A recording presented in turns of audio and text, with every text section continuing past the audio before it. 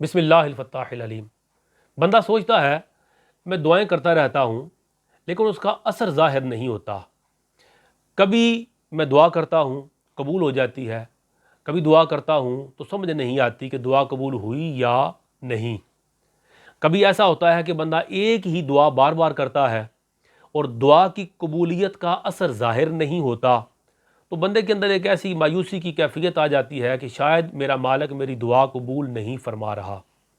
یہ جو فرمان ذیشان میں آپ کو سنانے جا رہا ہوں، مسند احمد بن حنبل کی حدیث پاک، حضرت ابو سعید خدری رضی اللہ تعالی عنہ سے مروی، پیارے آقا صلی اللہ تعالی علیہ وسلم کا ارشاد گرامی قدر ہے کہ ایک مسلمان جو دعا بھی اللہ کی بارگاہ میں کرتا ہے، شرط یہ ہے کہ اس میں کسی قسم کے گناہ کی دعا نہ ہو۔ کوئی نادان دعا کرے اور گناہ کی دعا کر رہا ہو تو یہ شرط ہے، گناہ کی دعا نہ ہو۔ دوسرا، تعلقات کو توڑنے کی دعا نہ ہو۔ یہ دو شرطیں ہیں۔ ایک مسلمان جو دعا بھی کرے، گناہ کی دعا نہ کرے، مسلمان کے ساتھ، بھائی کے ساتھ تعلق منقطع کرنے کی دعا نہ کرے۔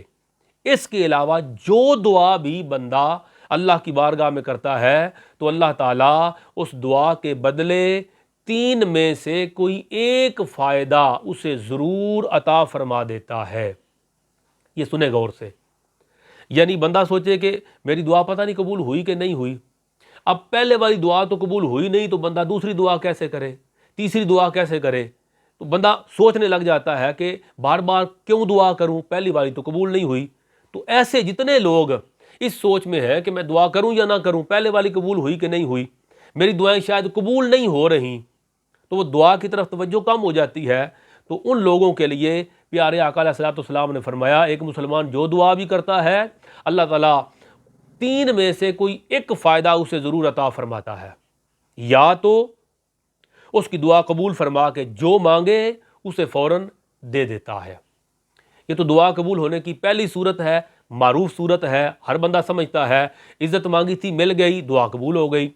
رزق مانگا تھا مل گیا، دعا قبول ہو گئی۔ جاب مانگی تھی، بیٹا مانگا تھا، ویزا مانگا تھا، کوئی اللہ کی بارگاہ سے نعمت طلب کی تھی، مل گئی، اٹ مین دعا قبول ہو گئی۔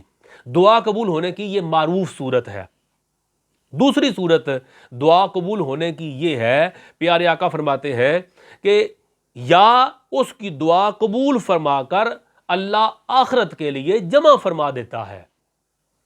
یعنی یہاں 50 سال بندہ زندہ رہتا ہے، 60 70 100 سال زندہ رہتا ہے، اسے ہزاروں مواقع آتے ہیں جب وہ اللہ سے دعا کرتا ہے، مانگتا ہے، اور ہر مرتبہ وہ چاہتا ہے کہ اس کی دعا قبول ہو جائے، ہر مرتبہ چاہتا ہے دعا قبول ہو جائے۔ تو 60 سال کی زندگی میں اسے 1000 مواقع آتے ہیں جب وہ چاہتا ہے کہ اس کی دعا ضرور قبول ہو۔ تو جو قیامت کا 50,000 سال کا دن ہے، وہاں کوئی لمحہ نہیں آئے گا کہ جب بندہ عرض کرے گا کہ یا اللہ میری دعا قبول ہو جائے۔ اگر 50 سال کی زندگی میں 1000 موقع آتے ہیں کہ بندہ چاہتا ہے دعا قبول ہو جائے، تو 50,000 سال کی جو وہ ایک دن ہے، کیا وہاں کوئی موقع نہیں آئے گا؟ وہاں کروڑوں مواقع آئیں گے جب بندہ چاہے گا کہ اس کی دعا قبول ہو جائے۔ تو کیا ہم نے کبھی دعا کی کہ یا اللہ میری دعا قبول فرما اور آخرت کے لیے جمع فرما؟ یا اللہ قیامت کی سختیوں میں سے میرے لیے سختیوں کو دور فرما، قیامت کے دن میرے اوپر عذاب کم فرما۔ کیا قیامت کی سختیوں، قبر کی عذاب سے بچنے کی، آخرت میں اللہ سے کرم مانگنے کی کبھی ہم نے دعا کی؟ نہیں کی۔ تو یہ اللہ رب العزت کا آٹو ورک سسٹم ہے۔ جب بندہ دعا کرتا ہے تو 3 میں سے کوئی ایک فائدہ ضرور ہوتا ہے۔ پہلا فائدہ جو مانگا مل گیا۔